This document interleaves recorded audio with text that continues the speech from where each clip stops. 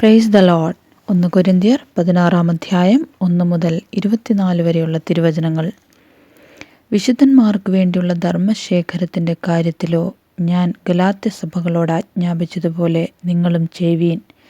ഞാൻ വന്ന ശേഷം മാത്രം ശേഖരമുണ്ടാകാതിരിക്കേണ്ടതിന് ആഴ്ചവട്ടത്തിൽ 1-ാം നാൾ തോറും നിങ്ങളിൽ ഓരോരുത്തൻ തനിക്ക് കഴിവുള്ളത് ചരതിച്ച് തൻ്റെ പക്കൽ വെച്ചുകൊള്ളേണം.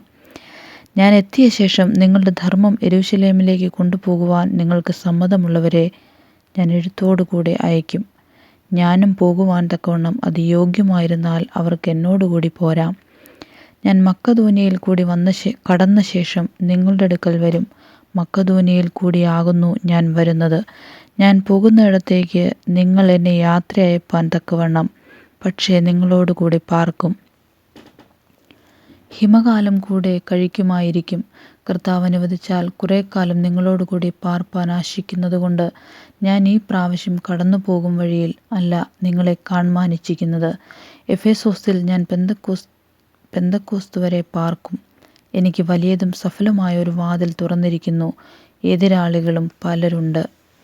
തീമോഥെയോസ് വന്നാൽ അവൻ നിങ്ങളുടെ ഇടയിൽ നിർഭയനായിരിക്കാൻ നോക്കുവീൻ. എന്നെപ്പോലെ തന്നെ അവൻ കർത്താവിൻ്റെ വേല ചെയ്യുന്നുവല്ലോ. ആരും അവനെ അലക്ഷ്യമാക്കരുത്. ഞാൻ സഹോദരന്മാരുമായി അവനെ കാത്തിരിക്കൊണ്ട് എൻ്റെ അടുക്കൽ വരുവാൻ അവനെ സമാധാനത്തോടെ യാത്രയയപ്പീൻ.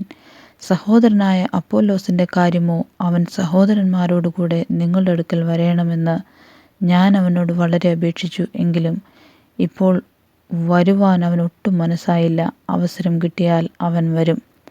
ഉണർന്നിരിപ്പീൻ, വിശ്വാസത്തിൽ നിലനിൽപ്പീൻ, പുരുഷത്വം കാണിപ്പീൻ, ശക്തിപ്പെടുവീൻ.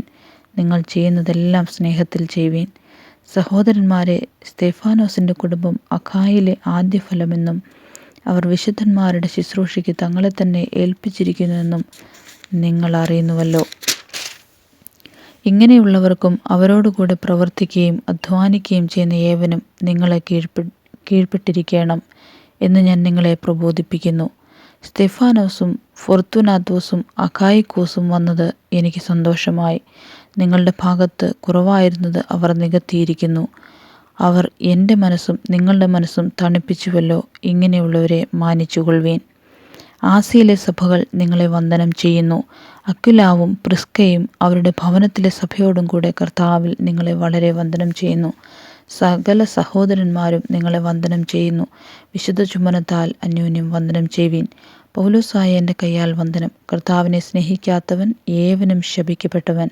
നമ്മുടെ കർത്താവ് വരുന്നു. കർത്താവായ യേശുക്രിസ്തുവിൻ്റെ കൃപ നിങ്ങളോടുകൂടി ഇരിക്കുമാറാകട്ടെ. നിങ്ങൾക്കെല്ലാവർക്കും ക്രിസ്തു യേശുവിൽ എൻ്റെ സ്നേഹം. ആമേൻ.